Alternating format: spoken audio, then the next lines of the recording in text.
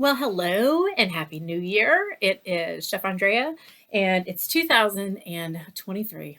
Can you believe it? And I mentioned in December of 22 that in the Nourished Kitchen video that we were going to change formats for 2023 with the podcasting. Q&A with Chef A was a lot of fun. I recorded episodes for about a year and a half. They're up and available and not going away, so please feel free to enjoy them at any time. But this year, I'm going to be doing a little bit more of a vlog style podcast, and we're calling it What's Feeding Me with Chef Andrea. And so I'm really excited to share What's Feeding Me with you. Within this, we will cover cookbooks from my collection and new cookbooks. We will cover ingredients that I am loving and can't get enough of. We will cover kitchen equipment that I love. So all of that content will still be there. And I'll also include recipes for all of my Gumroad subscribers. So don't worry, those won't be going away. I know a lot of you don't have time to watch all the full podcasts, but just print out your PDFs every month and just keep a collection going. So that'll still continue. But I'm also going to be talking about what's feeding me. So that in my world includes a lot of creativity. Many know that I'm a knitter. Boop, boop. So I will definitely be sharing some of my knits this year. But also this year, I have rekindled my lifelong, borderline addiction, but absolute love of journaling and planners. So that's where we're going to get started. What's feeding me today? We're going to be talking about journaling and planners, in part because it's the new year, 2023. I think a lot of us sort of get on a kick to get sort of planners put together, maybe a new calendaring system, whatever it may be. So I'm going to share with you what mine looks like, some of the standards that I use for work and to just kind of keep my head on straight at home about what's happening at work, but then also the ones that I just consider fun and enjoyable. So there's a mix of those. All right, so let's get started. First and foremost, I will tell you that my journaling journey began in 1984. I would say maybe 1985. I was 13 or 14 when I started journaling, and my journals wasn't super like Dear Diary today, Michael Orey looked at me in science. It wasn't that sort of thing, but it definitely was kind of a catalog of maybe things that I was feeling or things that were happening in my life at that time. And I just continued that right through high school. They were inexpensive spiral bound notebooks, lined notebooks. And I just kind of kept track of things that were happening in my world. But at the same time, I moved from Atlanta to Savannah to go to high school and left my best friend back in Atlanta. And so we started a pen pal situation, and we wrote each other sometimes every day. We absolutely wrote each other every week, sometimes multiple times. And that writing of itself, Dear Anna, oh my gosh, wait till I tell you about the party Friday night. That type of writing was really its journaling of its own, wasn't it? I mean, it was a catalog of emotions and experiences and etc. And it just started to become so natural as part of who I was to share that information with Anna. And I got as many letters from her weekly as she got from me. I think both of us have those all tied up in a bundle somewhere with kind of a lifelong pact that whichever one of us goes first, the other needs to get a hold of those letters and probably burn them. But anyway, I'm less frightened of them these days. I think that I probably would have been 20 years ago. But that's where it really all started. So that's my high school years. And I do, by the way, still, not only do I have those letters, I have the journals. So they're just in a box in the garage. I haven't really gone through them much, but they exist. Then we move into my 20s. And what happened in my early 20s was Martha Stewart Living. So the Martha Stewart Living show and magazine, I just fell head over heels in love with her life and her crafts and all of it. I just fell hard for the Martha Stewart bandwagon.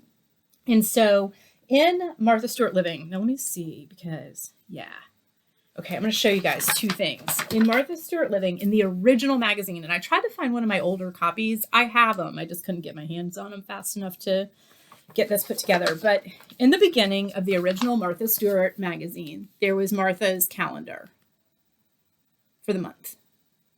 And this is just in the early few pages of the magazine. This particular month was March of 2020. That's important because that's March 2020, Martha's calendar. When I started buying this magazine in my very early 20s, I was mesmerized by Martha's calendar. It was, of the features in this magazine, Martha's calendar was by far my absolute favorite thing that they did.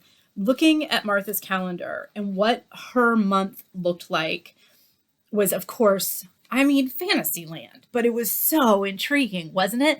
Like, I don't know what she's like, sheep shearing day, batten down the turkey coop day, paint the living room, bring out the spring drapes. What? You have spring drapes?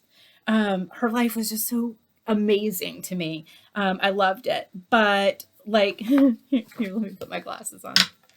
I mean, even in this 2020 version, which is many years later, pick out birthday presents for the grandkids, schedule a facial, repot orchids after blooming, schedule pets' Lyme disease and heartworm boosters, remove storm windows, wash sashes, and replace the screens. I love it. I love it. Her calendar feature went away. They discontinued it at a point. So I found an edition. That was a 2020 because it's funny. They discontinued it and then brought it back. Stick with me. This is 2004. And by 2004, they had changed things up to gentle reminders and helpful tips. See how they did here? Martha's calendar is gone. And now in 2004, and I don't really remember what year this begins, but they get rid of the calendar of that monthly spread like you see in 2020, and they just do this. And I was devastated because that calendar was seriously one of my absolute favorite features. I feel like what happened is that the calendar went away after she went away. I think when she emerged from all of the scandal, insider trading, jail stuff, Martha Stewart Living rebranded. I don't think that. I know that. They did some rebranding. And if you'll recall, her show really changed after that too, her TV show. And I did not like the rebranding. I think the way I described it to a friend of mine at the time was that it felt to me like they were trying to make her very human and accessible, which, as crazy as this may sound, the thing that I loved about Martha Stewart was how inaccessible she was, right? Like her life was just Fantasyland. It was crazy town. And I loved that. So I didn't need her to be anything normal, right? And I think somehow they thought this was like more relatable. Like if there was just this sort of generalized checklist of things to get done in spring that all of us could relate to versus showing us the lifestyle of Martha Stewart. Well, I bought this for the lifestyle of Martha Stewart. And apparently I'm not the only one because this is in 2004. This is in, I think I said 2020. Yeah. So the calendar does make a comeback eventually. In the early 90s, the calendar was everything to me. I think there were times that it was a 2-page spread. I learned how to keep a calendar from reading the Martha Stewart calendar. Granted, my to-dos and day-to-days and monthlies weren't very much like hers, but it did teach me to make a note of everybody's birthday in that month and people who lived out of town that I would need to get a card to a week in advance versus people I was going to see at the office. Get a little flag over here that says mail so-and-so's birthday card. It really taught me about planning and I loved it. I just loved. So there was the start of that. And then when I opened up the studio, I started keeping, I've always kept, by the way, a basic desk calendar, either a weekly or a monthly spread or a combo of both. And I've always kept it in pencil, generally speaking. Because I kind of pre-plan things out and then stuff can change and morph and etc. So I have kept all of the monthly spread planners from the studio over the years. This one is not a great design because it doesn't even say on the cover what year it is. Like who designed that? Not somebody intelligent. But this is a weekly, monthly planner from 2012, July of 12 to July of 13. And it's spiral bound and it's lengthwise because it has your month and then these do call by, which I think at that particular time in my life was probably pretty relevant to my journaling and planning. Look at that month. So one of the reasons that I've kept these is because this is also a catalog of sorts. While it certainly is a place of pride for me to look at how many things we were scheduled for and doing in the month of October in 2012. The truth is, you guys, this is also, this is a little hard for me to look at too, because these 3 closed days, what that means to me in 2012, when I look at how booked we are for the rest of it, and some of these are double bookings and a lot of these are catering, so they're off site, and a catering takes a couple of days to prep for, not a day. If we didn't have classes these days, that doesn't mean that I got 3 days off in October. It means that those were 3 days that I didn't have an event in October, but I worked them. So this is starting to be a catalog of what it was looking like for me around year 5 of the business being open. And by year 5, what was happening is I was working 40, 60, 70-day runs without a single day off. And the world was morphing. It had been pretty bad in the first couple of years because you're just in pure adrenaline panic mode and just saying yes to everything and just trying so hard to keep it all going. But by this point in my life, you can see that it's become standard operating procedure to just book myself into a place of insanity. This carries on, and I'm really glad that I have these to look at. Because as we get closer to the holidays, you can imagine in the food business, it doesn't get better. It gets worse. Check this out. This is Thanksgiving. I was closed on Thanksgiving Day, but I worked an open house in San Marco on the day after. So if I was closed on Thanksgiving Day, I have news for you. I probably had to go in to prep for that open house, whatever it was. Check out December of 2012. I mean, does that just make you want to jump off a bridge? Unbelievable. Okay, so there's some little gentle reminders to me of how cuckoo this girl can let the world get. This is the summer of that following year. And you can see there's kind of chunks that aren't too bad, but then when you read them, you realize it's because we were in summer camp. So summer camps are all-day events that we're incorporating whole weeks. So it doesn't look like a lot of separate events writing-wise, but boy, they're there. And then we move closer to the holidays, and it all starts to get insane again.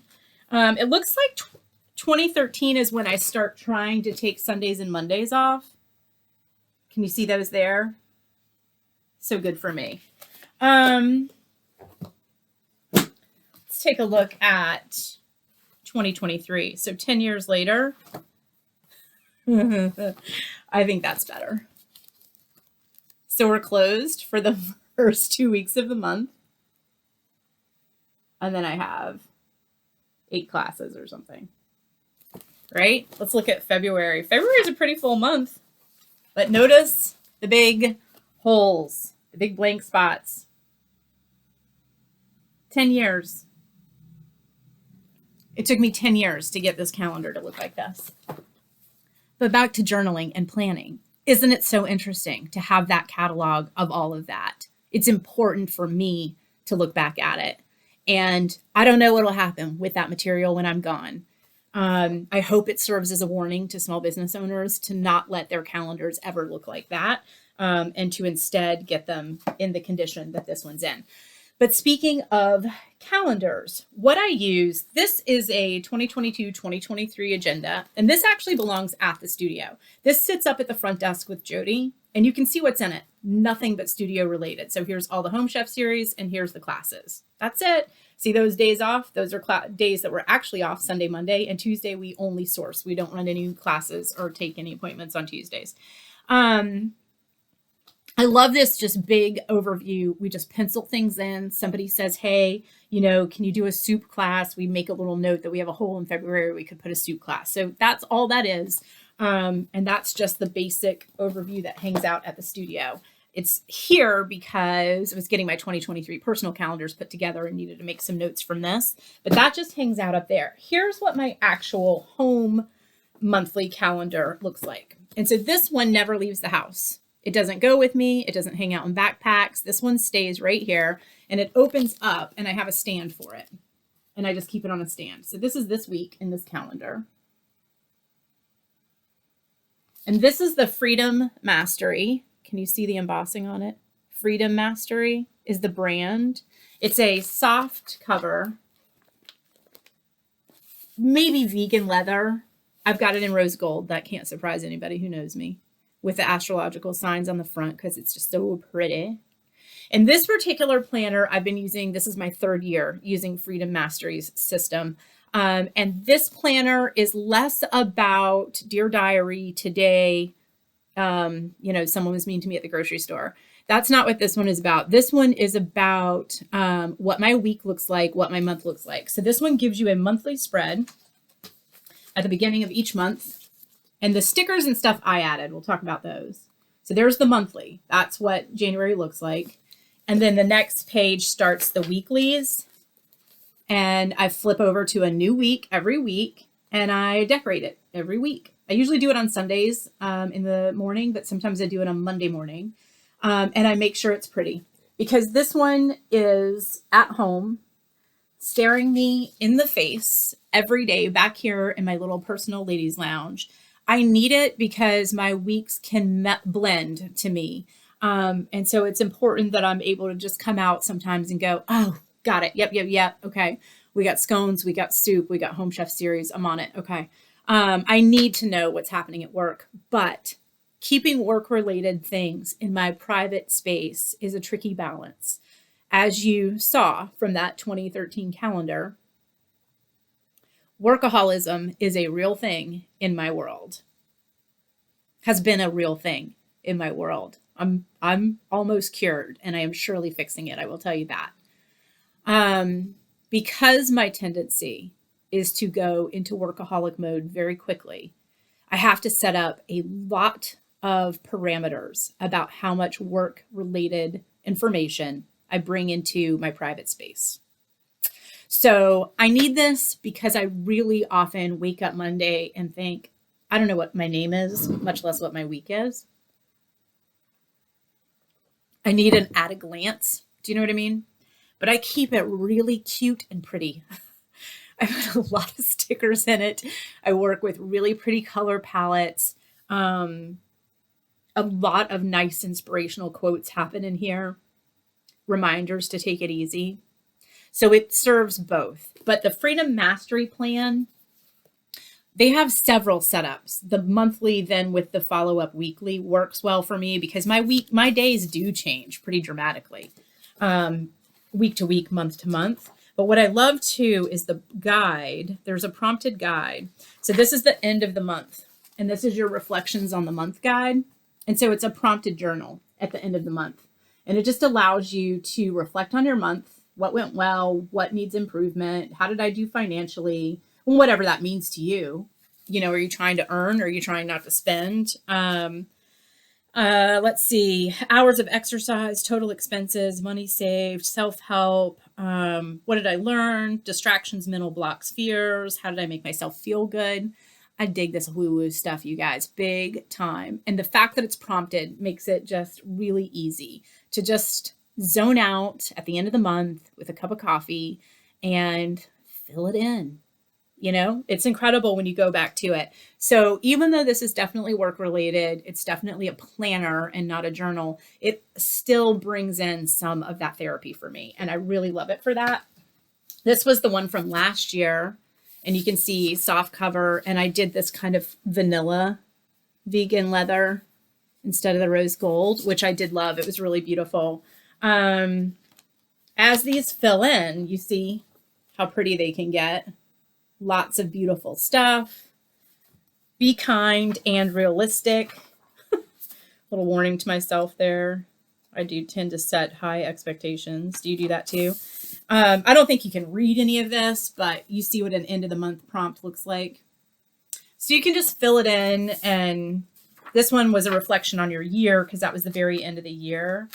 I do theme things out sometimes color-wise. So like this was the beginning of December, and I went with poinsettias and greens. So that was really kind of fun to keep me happy and calm as we entered a relatively challenging time of year.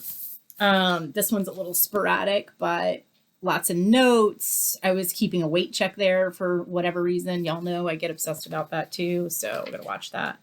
I don't know. I just try to make them pretty.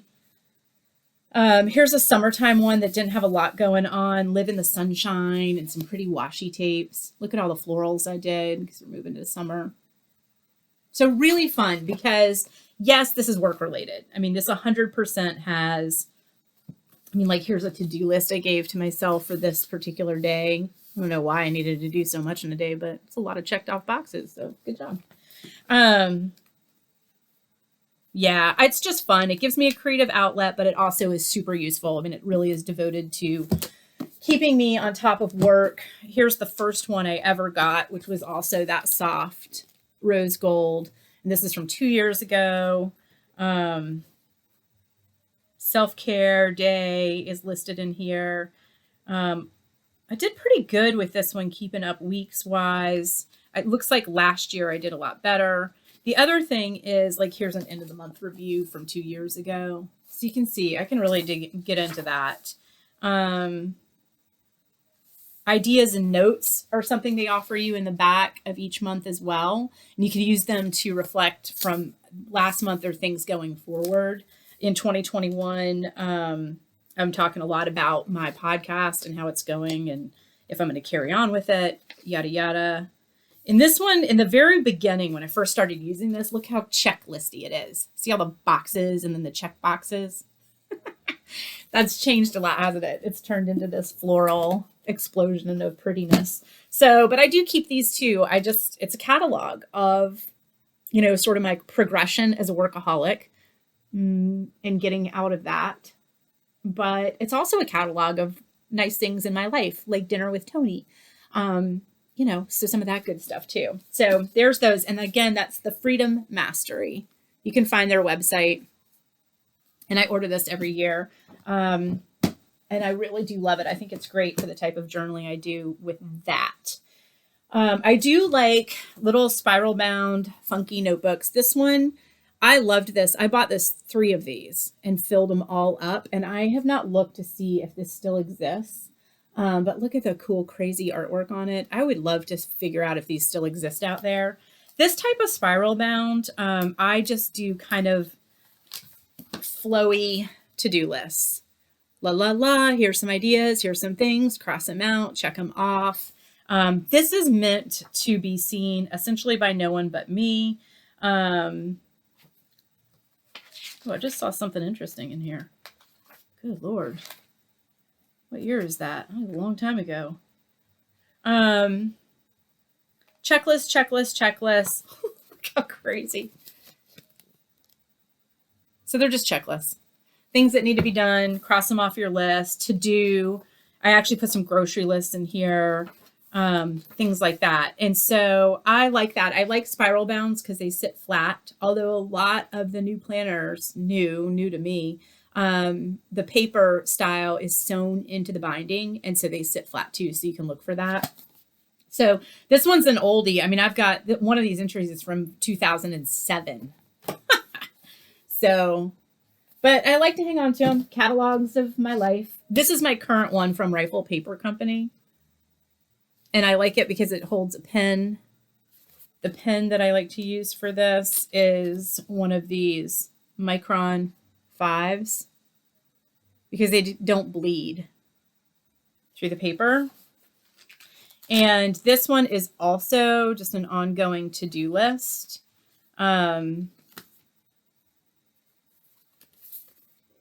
Just some checklists. Things I need to pick up, things I need to remember, things I need to grab from the house, dry cleaning needs to go out, whatever. That's really all this is. It's just my daily kind of don't forget to do little list of things. And in the back of this, I put in important dates to me that I can get to at a glance. They're people's birthdays. and mailing addresses, because I do like to actually send out mail. And this one has pockets, which is handy because I keep some greeting cards in there for when it is someone's birthday and I need to drop something in. I don't know. I've just liked this one. It's pretty beat up. It isn't dated, it's just lined. So it's just a scribble pad of what needs to be done, just little to-dos. And sometimes I don't touch it for a week. And then some days, like without it, I would walk out the door without my shirt on. Another one that I keep on a pretty updated basis, I consider this one kind of my health journal, mental and physical health journal. What I don't put in here is a lot of you need to work out and that kind of thing, because whatever, I know I need to work out. I don't need to write that down every day. More important to me here is I started this with joy begins with gratitude and the 10 habits of mental health. So, right, this is just it's almost like I created my own little mental health guidebook. So 10 habits of mental health: awareness, intention, and change. 1, be present. 2, allow yourself to feel truly in touch with your emotions. 3, have an outlet to express yourself. Journal. 4, set boundaries. 5, create a self-care plan. 6, schedule self-reflection or daily check-ins. Side note, are you guys doing that? Taking moments throughout the day to just kind of take a little check-in? A journal can help with that. If you have a little travel journal like the one I show you in the video that I attached to this video, the little passport size travel journal that's almost like a little collage junk journal. Take a moment. Every time I pull that thing out and put it in my hand, I just calm down. The other thing that I'm really loving right now, talk about feeding me, is the Calm app. And I have set notifications on that Calm app to touch base with me 3 times each day. 1 in the morning, have I said something? Have I taken a moment of gratitude? 1 at 3 in the afternoon to just take a calm moment. And then there's 1 in the evening that reminds me to reflect on some moments of gratitude throughout the day. So schedule self-reflections, spend quality time with people you love, be gentle with yourself. I talk about that a lot. Practice gratitude daily, and my goodness, do I have a lot to be grateful for. And follow your joy. The studio has been hard work, but it is also a prime example of following your joy. I have so much pride in what I created there, and having found a place in this community for as long as I have. It's very joyful. So follow your joy. So healthy habits is a tab that's in here. Some micro habits of health are in here. I can't read my own writing.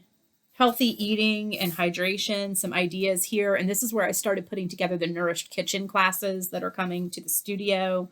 Healthy sleep and energy. Healthy motion. I don't want to get into you need to work out, but just some concepts about exercise that can ease me back into that world. Anyway, there's just what's there. And then I did do kind of a new focus, which is slow food at home, which is part of that Nourished Kitchen concept. And I have a whole back section here that's just devoted to that. It even includes some basic grocery lists that work for sort of weekly check-ins. So that's my health journey guy. And I don't reach for him every day, but I do a check-in with him now and then I add to him. And there's a podcaster called Lavendaire, Lavendaire.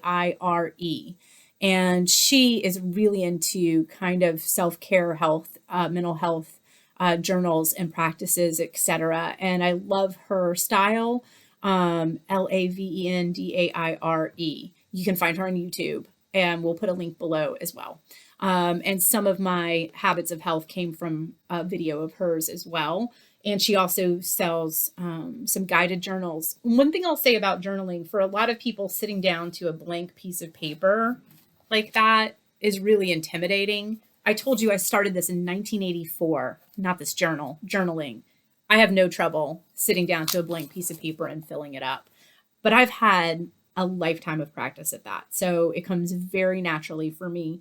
If it doesn't, a prompted, guided style journal is a great way to get started because it's just going to ask you maybe 3 questions for the day and you can just fill in one line answers, but you don't feel as compelled. So I'll show you an example of that. And this is one that a really sweet friend gave to me for Christmas this year, the Live Well journal. It's not reading color wise like it should on this video. This is a very deep foresty teal green. It is absolutely breathtaking and it's spiral bound, so it sits flat. When you open it up, it starts with a page of stickers, which all journalers will eventually become addicted to stickers. You can't help yourself. And then you go into prompts. It's a non-dated, so you can put your own dates. I like that because I think a lot of us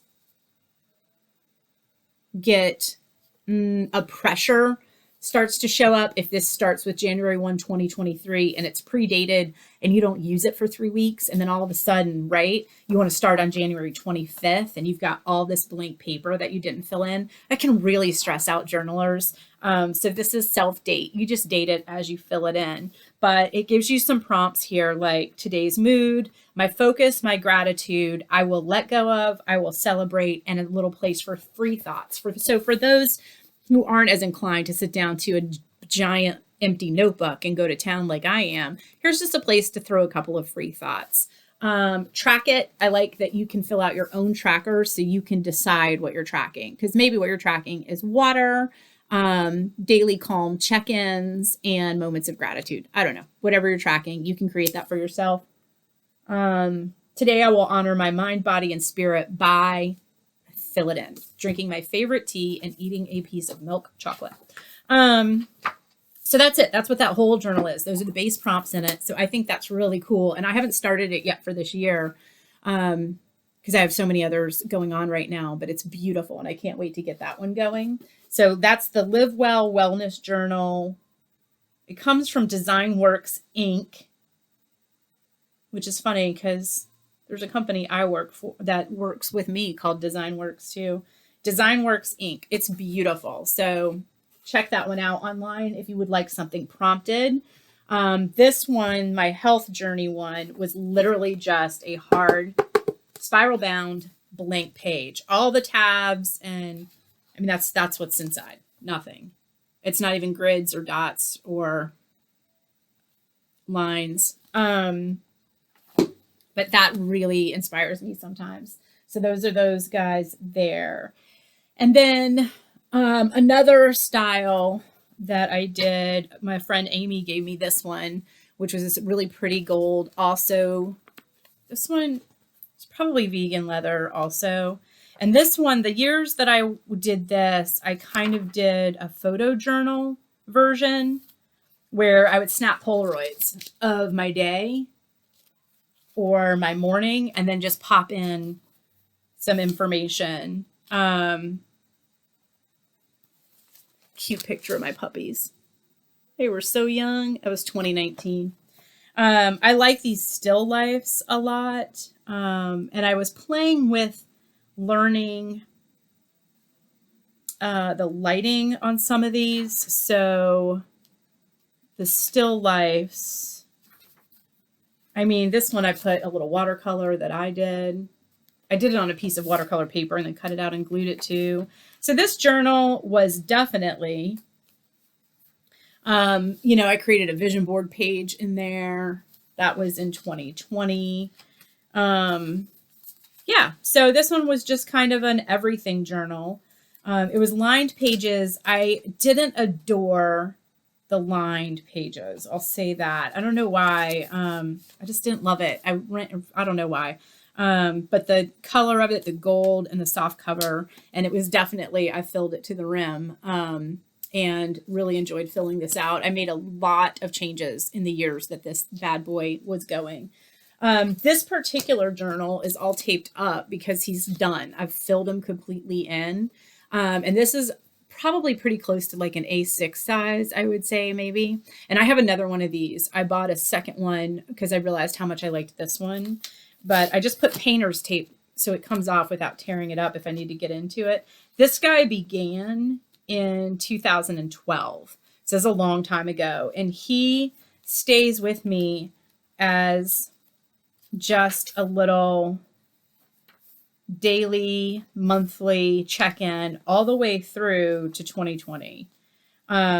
So there's a few blank pages in here I'm going to show you. He's a mix. So there's grid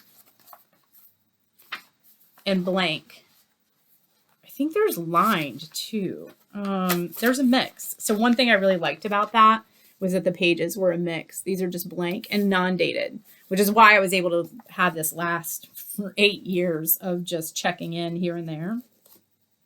Obviously, he lasts through even the creation of this. So he was just a kind of, I don't know. I think I put some pretty intense stuff in this one, to be honest with you.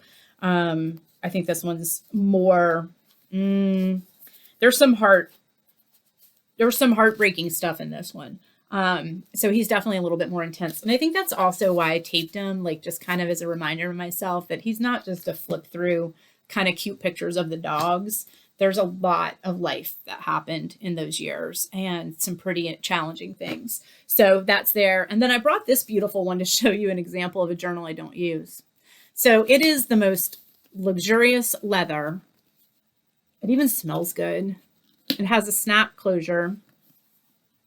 Inside is what I should love, which is just plain pages. They are lined, but they're just plain pages. They're not dated. I should adore this journal. It comes with a bookmark, so you can, like a bookmark ribbon, so you can flag the page where you are. This journal does not sit flat. These pages flop all over and they cling back up in your face and they bang around on you. This dude is forever in your way. He will not fold back and he's always flopping into the page that you're trying to write on. When I do set this flat, this falls out. It starts to slide out of its housing. I know that these are not deal breakers for all. Look at that. Now I can't close it because I just opened it. So I have to fiddle to get that back in. Oh my gosh. I mean, he was not cheap. He's really expensive. And just for me, an absolutely terrible design. Do you want this one? If you want this one, send me a message in the comments. I'll send it to you. I don't want it. It might work for certain people. And if you are a journal on a flat desk where you can like open it out, I think it would work. I'm more of a journal on the go, journal at a coffee table, journal in my chair, and all of this clunkamunk just does not fly for me. So I just thought I'd share that too, because it's kind of interesting, isn't it? Like what makes one work for one person or not for another. So there's the story on journaling for me. I want to say that I've had a lot of people in my life tell me that they don't journal because they're frightened someone will read it. And I get that. That is, depending on your life, very potentially valid fear. I don't know why I didn't fear that as a teenager, except to say that my dad was utterly uninterested in what was happening in his 16-year-old daughter's bedroom. I mean, he just did not want to know. He didn't care, you know? And I'm sure it was just full of notes about, you know, who knows what, cheerleading practice or something. He wasn't interested. So I wasn't worried about that there necessarily. My own husband, let me be perfectly clear, uninterested. He does not have the patience to dig through this thing and try to find out the inner workings of Andrea's soul. Not interested. But depending on who you live with and your situation, maintaining some level of privacy, I understand that that can be a thing. I also think that the type of journaling you do could vary a little bit depending on that. In the video that we'll link into this video, we'll run it at the end of this. I show you that junk journal that's in my purse. It's just a collection of cards and collages and stickers and bric-a-brac, and it's its own form of release and expression. And I don't think that anyone could get a hold of that and know any major secrets of my soul, right? Other than that I secretly have a a My Little Pony issue. So you know what I mean? Like that could be a version of journaling. But another style journaling that I'll share with you guys, because this is a podcast that's coming through to some of my customers from the cooking studio, which is another cool version of journaling, is if your hobby is cooking. I have shared with you at the studio many times that I greatly believe in the concept of writing in your own cookbooks. I want you to take notes in them. I feel like when you do something, let me grab another cookbook. I don't have any writing in this one because it's too new. I just got it. But when you do a recipe from a chef in their book, I am here to tell you that you will be thrilled with yourself if you go back and discover that you, in this notebook, took some notes about this. What substitute butter did you use? What did you double it? What changes did you make? What setting on your oven? What did this work best at? Make notes in your own cookbooks. It's its own kind of journaling, isn't it? Even if, what about this? You just start journaling in your cookbooks in the form of making a note about why and when you made the recipe. So January 1st, vegan granola bars, starting a healthy program, want some good snacks in my bag. Here's to a healthy 2023. There's your journal, right? Just right there on the page, 27 vegan granola bars. I think that you can find a lot of ways to incorporate journaling into your world without a Dear Diary set up and without the fear of somebody reading your stuff or looking through it or having to hide it. There's a lot of neat ways to do that, and cataloging in your cookbooks who you made a meal for, why you did a certain recipe, thoughts about that recipe. All of that falls into that category as well. So there's just that concept about that too. And all of these, I mean, look at the stack of insanity. I have a whole basket that is just various styles for various purposes in my life. They all have a place in any given day. I do not write in all 12 of these every day, but any one of them has a moment that it can support me, whether it's just an at a glance telling me, you know, somebody's invited me on a trip and I want to look at March and see what it looks like. Great. I have an overview. Whether it's a quick to-do list of things I can feel the list, you know, we were supposed to run to Publix for eggs. And then also we realized that we need AA batteries. And then there's a third item. It's time to get out the spiral bound and write down a list, right?